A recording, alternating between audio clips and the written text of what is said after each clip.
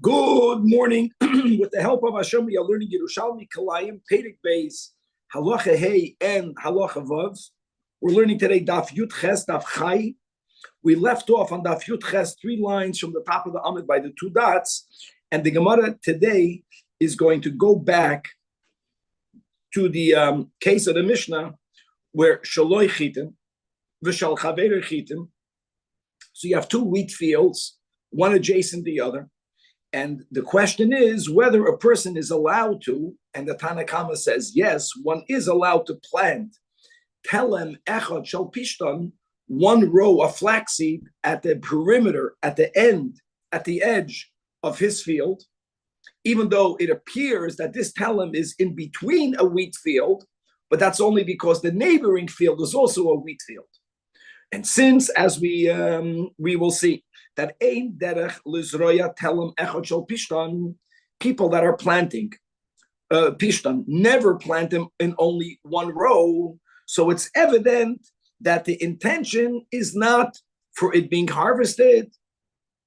And as we will see clearly, that the Isur Doiraisa of Kalayim is only when you're planting the 2 or more species for it to go all the way until the end, for it to be harvested. But in this case, which will be, for example, a person wants to know whether the soil is fit for pishtan, not for now. Now you have wheat. For the next season, for next year, for 10 years, you want to know the quality of the soil. And that's the only reason why you planted it. And you don't need for it to go all the way until the end. It's simply a way for you to test the soil. And now, by the way, even though Midai Raisa, like we just mentioned, the Isur of Kalayim is only if you're planting it for harvest, but Midrabanan, there is a problem with Marasayim. Nevertheless, the Tanna Kama holds that it's evident because of the rule that ein derech lizroya telem echad shel pishtan, and you only planted 1 furrow, so everyone knows that it's only for a test, and therefore it is permitted. We're going to read again Shitas Rab Shimon, Shitas Rabbi Yosi. We'll read it when we learn the Gemara. The Gemara is going to first explain Tanna Kama versus Rabbi Yosi, and that's Seder, and then the Gemara is going to explain the Shita of the Tana Rab Shimon. Now we're going to broaden this conversation. We're going to explain the general Shita of Rab Shimon. Ein Adam Magdish Davar She'ena Shaloi. Person cannot render prohibited something that's not his. And if you remember, Yakir, we learned this a few times already. This statement has to be explained, even though it's not going to be explained in the Gemara. I just want to throw it out there. Ein Adam Magdish Davar She'ena Shaloi. If you have a meat pot and I throw milk in there, but I'm not going to make it usher. Of course, I'm going to make it usher. So we're going to explain. We're going to have to better qualify the Shita of Rab Shimon. But coming back, that will be a big part of the base of his opinion. Rav, based on the Tana Rab Shimon, adds, expands, and says, Ein Adam Chayvish, Davar She'ena Shaloi. And as we will learn later, that even when you have the prerequisite distance needed when you're planting 2 species, if one is inside, and let's say I put wheat in the inner part of my field, and I left the required distance, but I'm surrounding it from all of the sides, that's called chayvish. I'm trapping it, I'm imprisoning it. The rule is I'm not allowed to do that, even if there's the right distance. And Rav, based on the sheet of Rab Shimon, will also hold that if what is inside belongs to one person, then there is no prohibition of someone else enclosing it because it's not his, and that's based on the klal, as we'll speak more today. Ein adam magdish davar she'eno shaloi. That will be the conclusion of halacha hey, and on Daf Yud Ches Amud Beis we're going to begin halacha vav. It's going to be behemshech to this topic, to this discussion that we have in halacha hey, that we'll be learning today, that a person is allowed to plant 1 row, 1 furrow of pishtan. All right, because it's clear, like we mentioned, that his intent is not to plant it to harvest, which would render it also doiraisa if you have 2 species. But his intent is only to test the soil, and we're going to see how that concept will be applied when it comes to other products. And the second part of Allah Chavav will be speaking about if there is a partition, and the Mishnah will enumerate various types of partitions that will allow for 2 species to be planted on each side of the partition, all the way up to the partition, even though the gap isn't the minimum size. We learned before of 2 ames.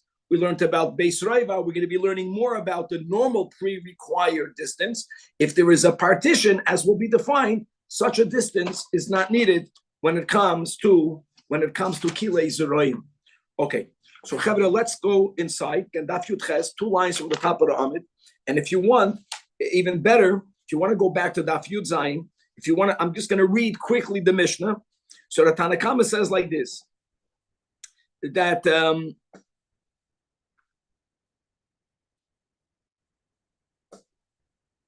says Tanna Kama that Shaloi Chitim, Shal Chaveiro Chitim, you have 2 fields, and again, we clear that when 2 people own different fields, neighboring one the other, when it comes to Kilei Zerayim, there are no restrictions as to how much space is needed between the different species, because the ownership already separates them. The Torah says, Satcha loisizra koloyim. Your field cannot have different species mingled, but if it's not your field, it's your field, and someone else's field, it's allowed. So you have 2 neighboring fields. Each one has chitim. And the Tanna Kama holds that inside my chitim field, I'm not allowed to plow I'm not allowed to plant 1 furrow of pishtim inside my field. Here, I want to plant it at the edge of my field. When a person might confuse it because he sees my wheat and he sees my neighboring wheat, it might appear like one big wheat field. That we're not concerned about. I'm allowed to plant a telem echad shel pishtim. I'm not leaving the minimum required gap. And why? That's the word. Because number 1, midoraisa, the isur of kalayim simcha is only if you plant it for harvest. People don't plant 1 telem of pishtim. They don't do that if they want to harvest it. The only reason why a person is doing it, and it's evident according to the Tanna Kama, person wants to test the quality of the soil to see if this land is ru'uya, is fit for another season, for the next year to plant pishtim, and therefore there isn't even a marasayin issue and it's permitted. Rab Shimon Omer, echad zera pishtim ve'echad kol minim. The heter isn't only for pishtim. Rab Shimon broadens the heter. You can plant any type if it's at the edge of your field, as we'll learn more details in the Gemara. And in our Mishnah, the 3rd opinion is Rabbi Yossi. Rabbi Yossi is so lenient, not only like the Tanna Kama, that only allows you to plant your telem echad at the edge of your field. Rabbi Yossi, and I'm reading inside the Mishnah, you are even allowed to plant in the middle of your field. Now, the Gemara is going to first explain Tanna Kama versus Rabbi Yossi. Right? Yudches, 3 lines from the top. Shaloi chitim v'shal chaveiro chitim. Says the Gemara, clarifies the Gemara, manan kamina. What's the case of our Mishnah? Im b'mischaven livdoik. If the person is planting this pishtan with the intent to test the soil, therefore no longer is it going to be an isur d'oraisa. If anything, it's an isur of midrabanan. But then the question would be, afilu be'emsa sadei mutar. And why would it be be'emsa sadei mutar? Because of the cloud that ain't adam, a person ain't derech l'zrei telem echad shel pishtan. People don't do that. So it's evident that you're doing it. It's evident that you're doing it only to test the soil. And let me add another detail. There was something unique about pishtan that we didn't say yet in the introduction. And that is that flax, if you will leave flax to grow fully, it's going to damage the grain. So it's not only that ein derech shel bnei adam to plant 1 row. More than that, you know that a person will not leave the flax until full maturity because it's going to ruin the wheat. It's not worth it. Now, if the farmer either is an ignorant farmer, he doesn't know that flax is bad for the wheat. He doesn't know that. Doesn't matter what he knows. If the kavana, by Zeroyim, a lot has to do with kavana. If the kavana is for it to be harvested fully, then it's also d'oraisa. Then now there's different gersois, guys. We have to follow this gerson. Lama li sha'ar haminim. Lama li sha'ar haminim. Why would he only prohibit others, even at the edge? Afilu zera pishtan, even at the end of your field, should not be allowed to be planted because you're making kalayim. And you're not leaving the prerequisite distance. In other words, one thing is clear, that if the kavana is for it to be harvested, it's also doiraisa. Nekuda. If it's not livdoik, because of the uniqueness of pishtan damaging wheat, it's evident that you're not going to leave it until it's full. You're only testing the soil. So then it should not even be marasayin, and even in the middle of the field, which is takashitas Rabbi Yossi. So clarifies the Gemara b'shitas Tanakama that it must be again clear. Our Mishnah is talking about the mischav and livdoik anan kaiminon. We're speaking about someone who's planting with the intention of only testing the soil. And indeed, Rabbi Yossi leichashash l'marasayin, no one will even think that you're doing something that may not be done, like we explained. However, v'rabbanan chashu l'marasayin. The Rabbanan have a chashash of marasayin. Look inside the maraful. That's mamash in the middle of the amid. It's like 14 lines from the top. V'rabbanan chashu l'marasayin. Ube'emtza ike marasayin tvei. Hold on. If there's an issue of marasayin, the Chachamim are also lenient if it's at the edge of your field. Yeah, because if it's in middle, there's more marasayin. Lefika chasru afilu pishtan be'emsa sodei. The lav lemember that don't think that Rabbi Yossi b'chlal lechashash l'marasayin. Elo the Rabbanan chashashu tvei l'marasayin. Afilu b'pishtan. The Rabbi Yossi lechashash b'pishtan. Don't forget, guys, that Rab Shimon was the Tana that said it doesn't matter what plant. Rabbi Yossi only leads the heter by pishtan because of this unique potency that flax ruins wheat, which is more of why the observer won't think that you planted it for it to come to full harvest. It's more evident. But what's beautiful is that marasayin, which we may never make up, you see already in the Gemara. It's not yes or no marasayin. There's more marasayin, there's less marasayin. It's like something on a sliding scale. And there is some point where you can have a machlokes tanoim. In the middle of the field, everyone is at the edge of the field, no one is chayash or marasayin. In the middle of the field, machlokes Tanakama and Rabbi Yossi. Okay, says the Gemara. Now it's amazing. Now we're going to Rab Shimon.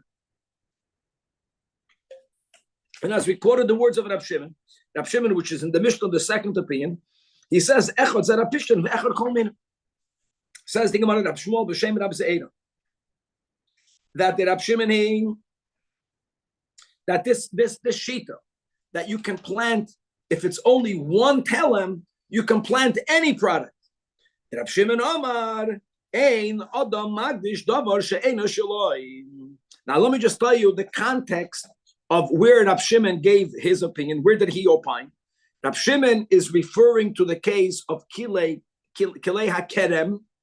He is speaking about someone, Simcha, I have, let's say, a grapevine. I am neighboring your field. You have a wheat field, just as an example. And when I planted my grapevine, I had my vines spread over your wheat. Chutzpah. Now, that my grapes become asur, of course. But Rab Shimon holds, based on this rule, ein adam magdish davar she'eino shalai, I cannot forbid my neighbors. Gavaldik. So now, 1 second. So how does that? We learned that concept in Beya, no? We learned that concept in Beya. Let me quote right now in Yavamis. When we learned this, we learned in Yavamis, we learned to Tosfos. And the kasha b'chlal, how can you say ein adam magdish? The word magdish means prohibit. I cannot be magdish something that's not yours. Like the example Tosfos gives is basa b'chala. What are you talking about? If I put my milk in your meat food and it's being cooked, I'm saying the dairaisa, mine is asur and yours is asur. And the Ri says a gavaldik klal. He says any isur that's only talui on the mitzias, of course a person could be magdish davar she'eino shaloi. I can ruin your thing begashmias. I can be a mazik. I can ruin it halachically. But any isur that's connected also to machshava, not only also to machshava, the example that he gives a few proofs. He gives an example. If a yid, God forbid, bows down to someone else's animal. So when it comes to avodah zarah, it's not only the action of the bowing down, it's the intent of worshiping it, right? If I'm going to tie my shoelaces, it doesn't look good if I do it in front of an idol, but there's no isur doiraisa mata bowing down to an avodah zarah. Any prohibition that's connected with machshava, look at these words of Tosfos. My machshava cannot prohibit your thing. And by comes, even by kilei hakerem. Not only we're learning our sugma by kilei zeroyim, right? If I plant something, but my intention is not the full harvest, it's already midoidai, so there's no problem. It's more than that. Even by kilei hakerem, we didn't learn the sugi yet. We're going to get into it soon. If I discover that this kilei climb, that there's a mixture in hakerem, climb in my field, klei hakerem, and I'm on the way going to uproot it. Since my intent is to uproot it, even if by the time I got there, it grew beyond the measure of the bittul echad b'mosayim, it will not be yasser. We're going to unpackage this with greater words. In other words, there is a machshava component, not only by kilei zeroim, even by kilei hakerem. And therefore, Tosfos explains in Yavamis, that Shimon can say that if it's machshava needed, my machshava cannot prohibit yours. Now hold on a second. Let's put Rabbi Yossi aside. Let's go back to our Mishnah. My field, your field. The Tanakam and Rab Shimon are only speaking about someone planting at the edge of their field, which is going to be adjacent to neighboring field. One furrow of Tanakama said Pishtan, yes, allowed. Rab Shimon says anything. He explains Gavaldik. Why is anything allowed? Because since when I'm planting something at the edge of my field, and again, that explains more that what we corrected ourselves on Friday, that two neighbors can never prohibit one the other. I can plant one by me, and you can plant one by you, and we can go all the way up to our borders. He's explaining why, according to Rab Shimon. When we learned Friday, we learned the Satcha, we quoted it today. It's more than that. He says, I am unable to plant something near you and make yours prohibited. So now we extend it, and we say that just like the Telem Echad, which is adjacent, my Chaveroi, cannot prohibit Chaveroi, so therefore it can also not, it cannot prohibit mine. Now I want to clarify, it cannot prohibit mine if I'm planting it lebedika. But since we're speaking about someone, in other words, the Gemara is going behemshech, we're explaining Rab Shimon, once we established that this entire three shittas in the Mishnah is only vis-a-vis someone who planted lebedika. So if anything, there's an isur of marasayim. So the logic is that if I'm planting something at the edge of my field, any product, since it's not for it to be fully harvested, so there's no isur that I said all. And my plantation there can never prohibit it what's by you. And it's near yours and near mine. It has two neighbors. So there's a logic, whenever there's a scenario where the telem mitzad de chaveroi cannot aser, it cannot aser by me either. That will be and therefore has nothing to do with the uniqueness that Pishtan is something that ruins the weed. So it's more evident that the guy will cut it off the ground prior to it becoming full. Okay, that's the way we're going to learn over here the Pshat Gemara. According to this, I want you to know, it's going to come out that Rab Shimon argues with Rabbi Yossi. And according to Rab Shimon, if the whole heter is because since it's near the Chaveira, it cannot aser, so that's why it cannot aser mine, Rab Shimon will hold that planting it in middle, maybe even Pishtan, in middle of my field will be aser, like the Tanakam. He's extending, since it doesn't prohibit the neighbor, it doesn't prohibit mine. Okay, Nukud. Next, we're going to have a halach. Now we're going to learn in a few days from now. We're going to learn this on Daf Chav Beis. That if there are two different types of seeds, Simcha, and otherwise you have the needed distance, between two species, the ones we learned the din of a Meshar, we learned the din of a Sada, we're going to learn other shiurim. We're going to have a total, I just want you to know, 6 tvachim, 2 ames, Beis Roiva. We're going to have these shiur. And whichever the scenario was, these two species have the prerequisite shiur. There is a din that, when you are allowed to plant one near the other, if you leave the right gap, if it's parallel. But if species 1 is in the middle and species 2 is imprisoning species 1, that's the meaning of chovesh. Chovesh means it's surrounding it from all 4 sides. According to some opinions, 3 sides, but we're going to go into the Maraful, the 4 sides. So there's an Isur of one species fully surrounding the other. Comes along Rav, and he says like this, and this is going to be based on the Shita of Rab Shimon, that if they belong to 2 different people, it's going to be mutter because of the rule that ein adam magdish davar she'ena shaloi, ein adam chayvish davar she'ena shaloi. Ein adam chayvish means that the prohibition of imprisoning one species the other, even when you have the adequate distance, does not apply if the 2 species belongs to 2 different people. And why is that? Because of what we just learned. Amar Rabbi Yoina, that Asya the Rav Rab Shimon, the rationale behind Rav is based on what we just learned. That Kamad Rab Shimon Amar Ein Adam Magdish Davar She'ena Shaloi, based on this rule.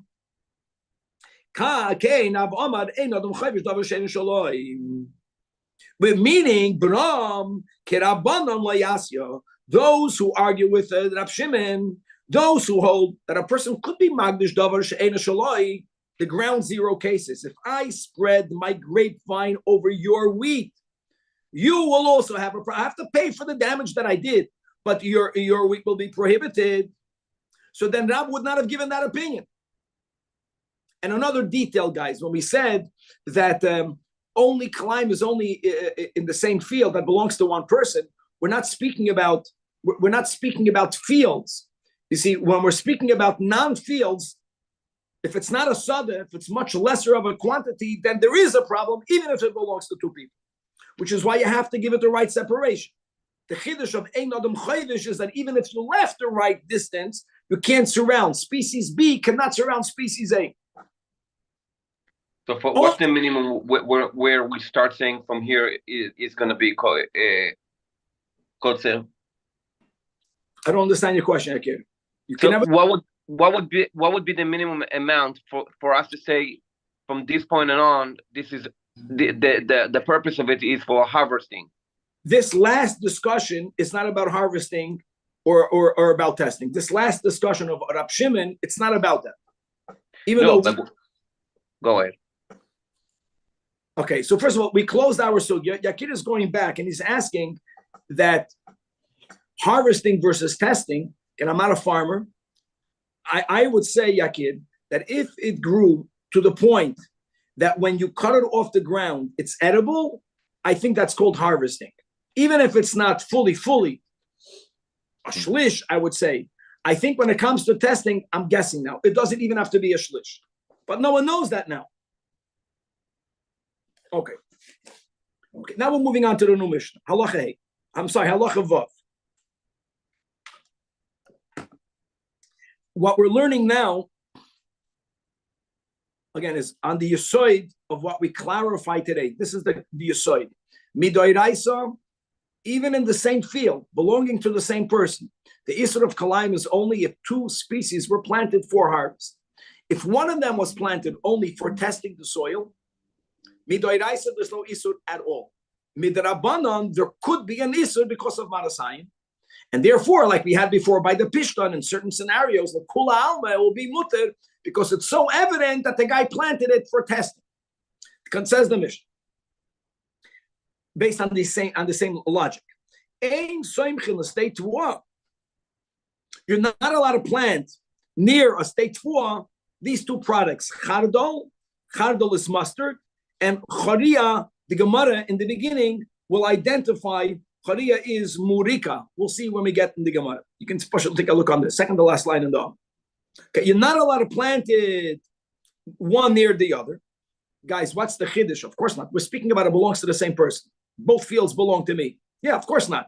No, chiddush is even though you're planting the chardal and the charia only to determine, to make a bedika of the soil. You want to see whether this soil is good, fit for chardal. You don't plan to leave it there this year.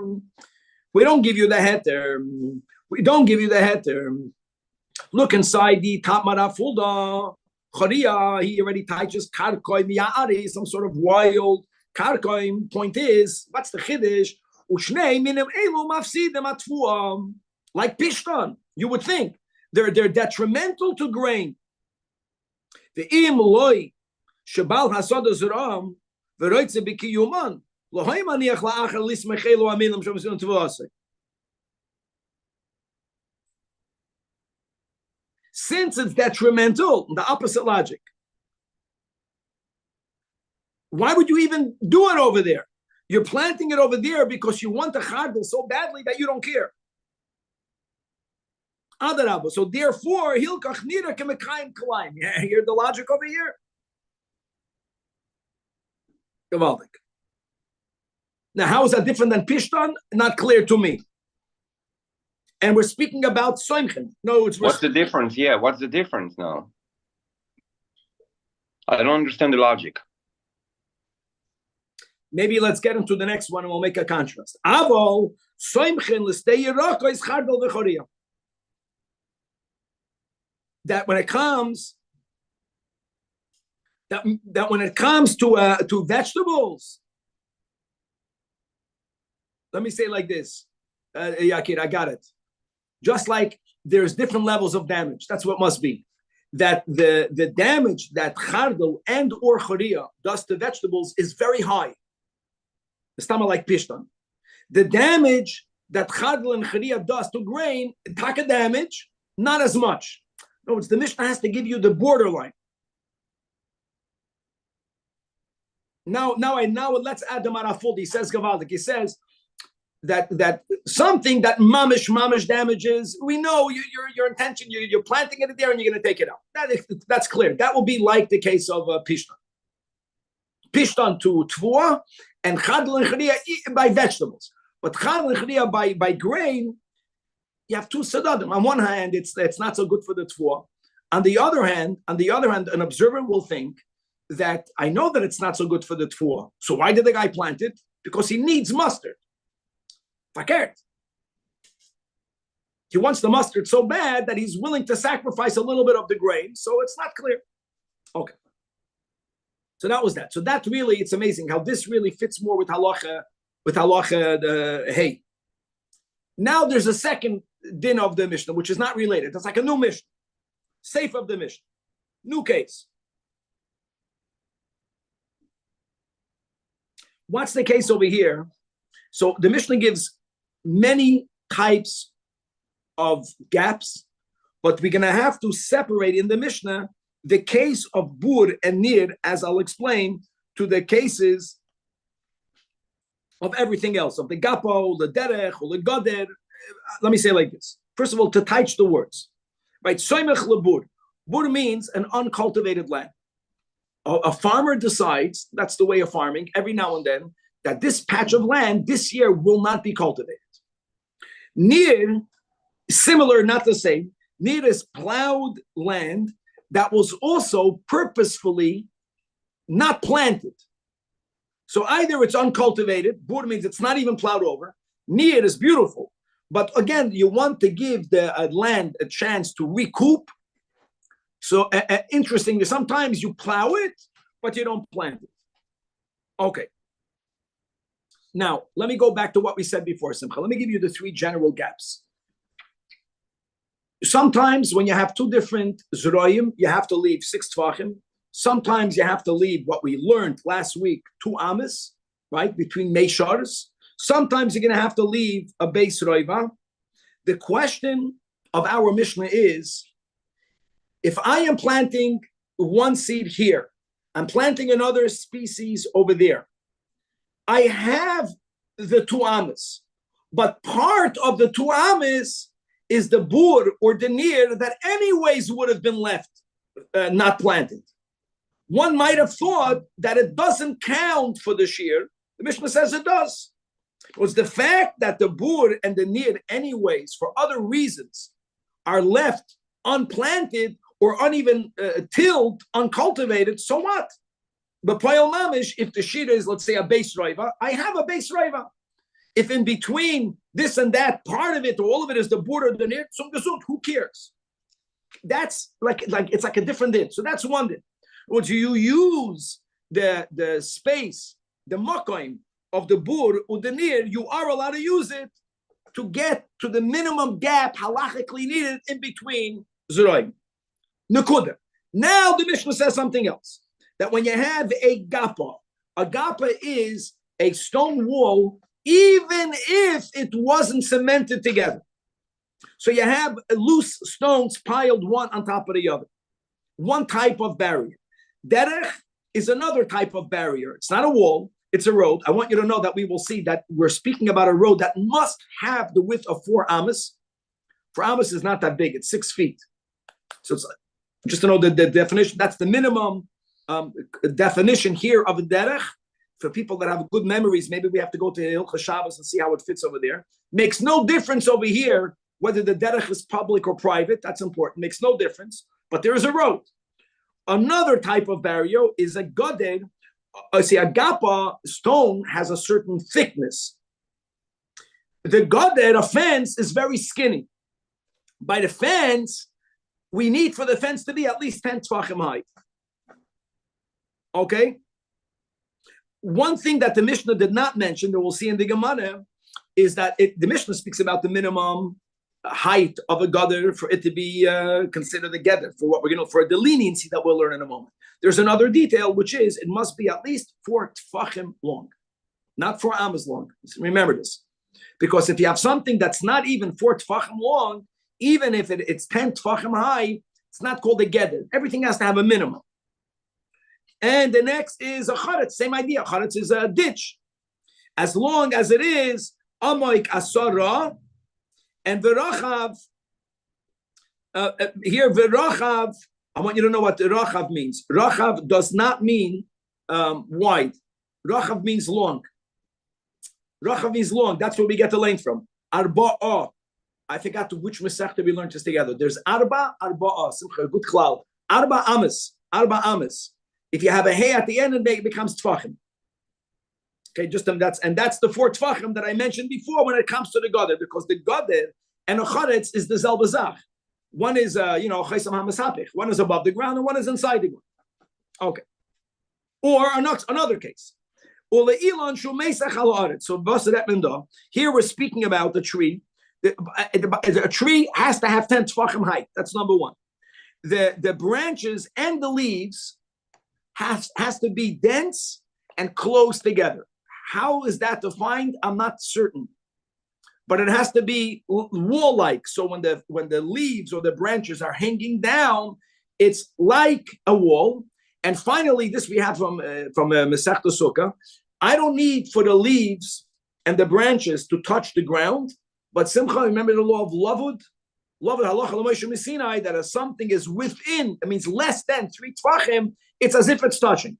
As long as the natural leaves and branches that are hanging down come within 3 tefachim off the ground, anything that's planted under the leaves, under the branches, are considered to be planted on one side of the fence, because the leaves and the branches are a fence, and anything on the other side is on the other side of the fence.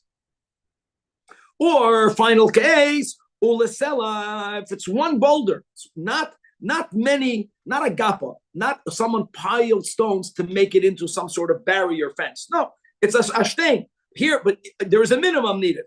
Ulasela, which is gavaya asara. So asara again is 10 tefachim high.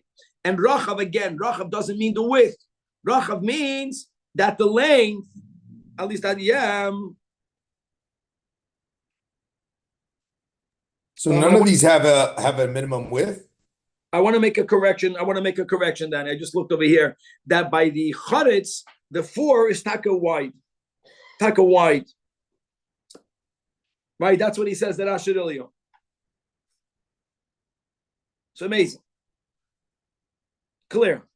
Right? You look inside the left column, right? The left middle. Even if it's long, many ames, it always, the charetz has to have 4 tefachim from one edge to the other with mamish width. Why? Because the batzim ha'acheh azal shaper mahigaz agils. What's the word of a gather? Gather is it doesn't allow you to go from one side to the other. It's hard to go over. But if it's an indentation in the ground, if it's not 4 tefachim, if it's not 4 tefachim wide, you can easily jump over. So it's not considered a barrier. And Danny, I'm sorry, what were you asking? Because everyone, he writes in the bottom. Well, I was asking in general, with all these different barriers, is there any sort of width? So now, okay, we know the ditch now, according to the Rosh Cirilio, has to have the 4 tvachim, but the rest of them, whether it's a fence or whether it's a boulder, all these things we're saying they could be an inch wide as long as they are the required height. Yep. Clearly, by the boulder, there's no minimum mandate for the thickness. So it's long. We're giving a boulder. It has to be 10 high, and it has to be 4 long. That's the way we're teaching over here. Yeah, like by the fence. The definition of a fence versus a gappa is that a fence has a minimum width. So what's the part of this Mishnah? All of these are considered a partition. Binegama, again, you have to have 6 tvachim. Normally, you have to have 2 amas, or you have to have beis reiva. There's different gaps. I don't need any gap. So, and I own the whole property. I can plant wheat to this side. I can plant barley to the other side. They're taking nourishment one from the other. That's the whole part. The Isser of Kilei Zeraim has nothing to do with Yanika. It has to do with it being mixed. Kalai means taroivis. It's not mixed, it's separated. What separates them? The above the ground barrier. And we learned before that under 3 tvachim in the ground, the roots can go into the other mamish. Still not a problem. Here it's mamish mixed, but it's mixed under the ground. Okay. Now the Gemara is going to go back to the ratio of the Mishnah, right? The ratio of the Mishnah, like I mentioned, was behemshik to what we learned in Halacha Hey, right? Ein soimchin l'stei tvua chardel v'choria. So first of all, the Gemara wants to know what's choria. So even though the Mara Fulda says Yari means wild. So he writes that what is choria? Moirika. So it's safflower, or let's say, according to the Mara Fulda, wild safflower. If Kevin would have been here, you would have seen a picture. Okay. Says the Gemara is going to make a very important emendation in the Girsa. Say, Keni Masnisa.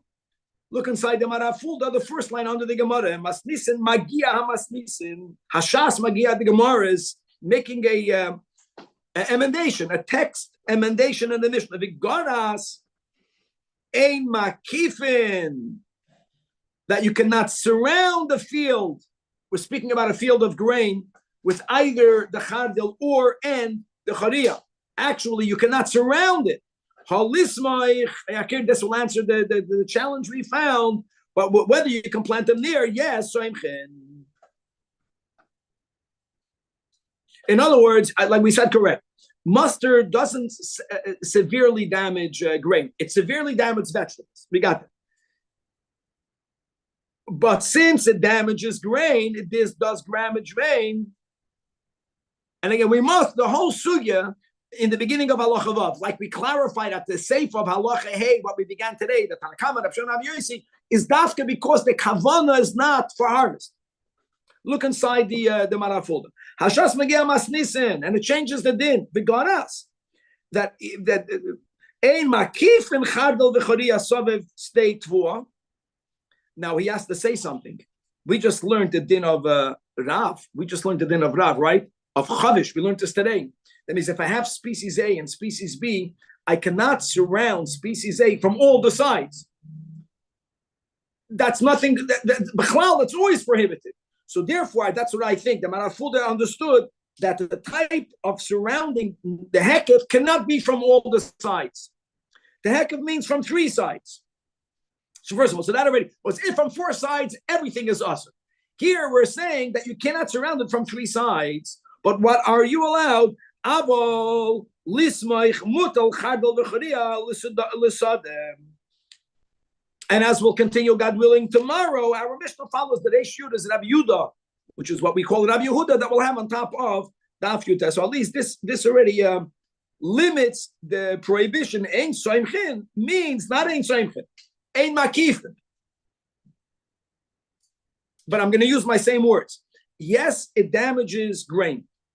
So if a person only planted 1 row near, the observer will also say, this guy for sure does not intend to harvest it. He's only testing the soil because it does damage. But if a person, if a person only wants to test, why would they be makif? the more effort you make in the configuration of the plantation, the more it appears like you want to leave it there. You want to use every inch of land. Mustard damages grain. No, so I'll lose a little bit of grain. I'll get a lot of mustard. That's the word. Now, even better, even easier to understand. Masha enkein, but let's go back to Masha enkein by vegetables. Even if you're being makivit, because the Mishnah is making a contrast, right? Yes, now that the Gemara made a emendation, yes, makifin, because the type of damage that chadol v'chiriya does to Yerakos is so strong that even if you're being makivit, why were you being makivit? Because you want to test the soil to the north, the soil to the south. I don't know why. Again, God knows the truth. I planted it libedika. There's no marasai, and good. God's willing to be continued.